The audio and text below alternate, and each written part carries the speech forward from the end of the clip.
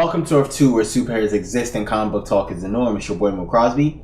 I am back today with another book report, and this one is for Batman the Red Death.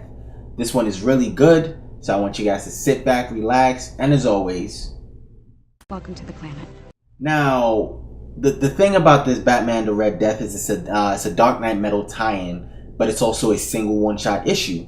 And with these issues, I believe we're going to be looking at Batman the Red Death, Batman the War Machine, the Murder Machine. We're going to be looking at Batman the Drowned, and all the other different other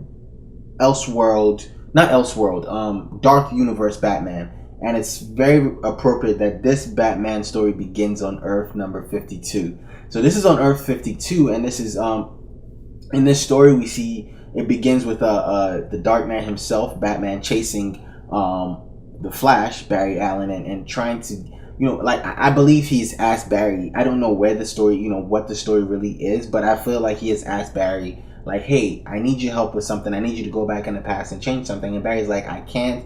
I've done it before. Things have happened. It doesn't work the way you think it does. Barry's trying to run away from Batman and tell him, but Batman, he's so determined, as we can see in the actual Dark Knight's Metal story. All the stories leading up to Dark Knight's Metal have been Batman, like Dark Knight's Metal have been Batman just rushing into things, thinking he's doing everything right, going headstrong and not necessarily thinking about anyone or anything that he is doing per se. So we're all kind of used to Batman being this way, like headstrong, foolhardy, just doesn't really care. His mission is his mission, and he doesn't really think about the you would think that he thinks about the repercussions, but he doesn't really think about it once he's had his mind set on something. And this is the Batman we're looking at, because Barry had said to him, you're one of the smartest people I know. Let's think of another way to solve this issue for you. And he's like, no, my parents died.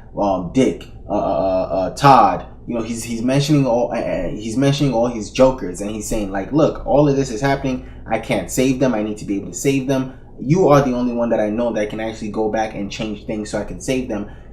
Barry's like, no, I'm not going to help you. I'm not going to do that for you. So Batman is like, if you're not going to do that for me, I am going to steal your Speed Force. And he does. It's amazing. I'm sorry if I'm spoiling anything for anyone. Didn't get necessarily say spoiler alert. That's the reason why this video is coming out later. But he does. He steals Barry's Speed Force. And the way he does it is the way he traps Barry, the way he takes the Speed Force from him is one of the most ingenious ways we've seen Batman do anything.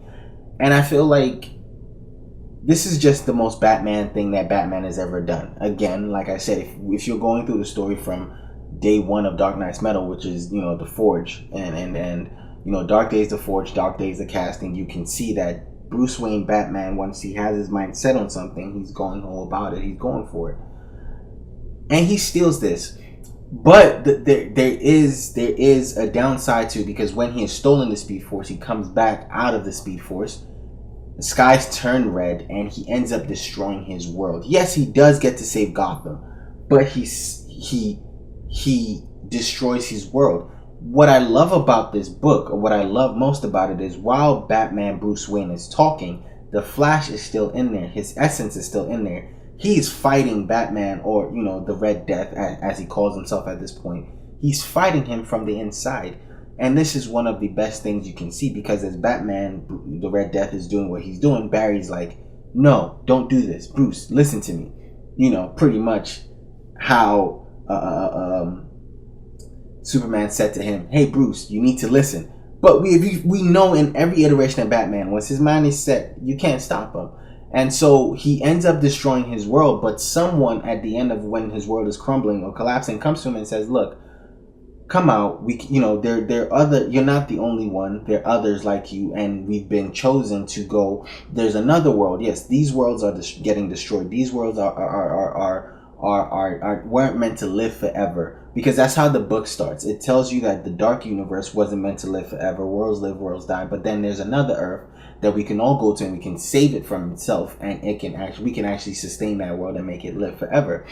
And so he decides, at first he's like, no, I don't, Barry's like, no, don't listen to him, don't do this, it's not what you think it is. Bruce Wayne is like, yeah, why not? Puts his mask back on, and boom, appears on Earth Zero in Central City.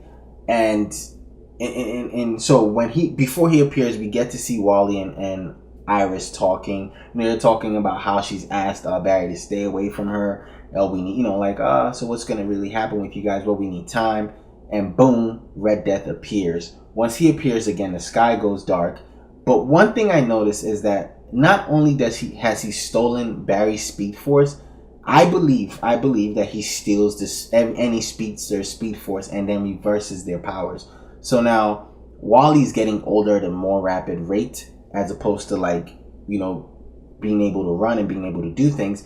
But then Bruce Wayne, Red Death says to Iris, I know how Barry thinks, but he has to understand that there are sacrifices that must be made. And in comes out Barry Allen from Earth Zero, and he says there are not going to be any sacrifices in my world. They do this chase thing that every Flash does.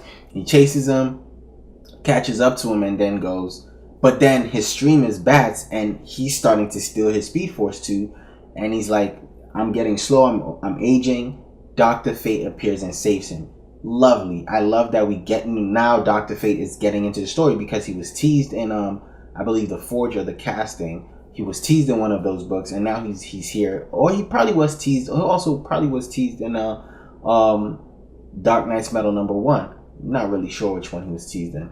But yeah, he was teased, and now I'm excited that he's here. So we've gotten him in our universe, and he saves Barry. But the Red Death is on a rampage, because he's gonna save Central City, and then he's gonna go back to Gotham and try to save Gotham, which would be really interesting, because right now Gotham is going through its own issue with, I believe, Batman, the Man Who Laughs. The Joker Batman. We haven't really seen his story or seen his face, but that is who is causing chaos and mayhem in Gotham right now.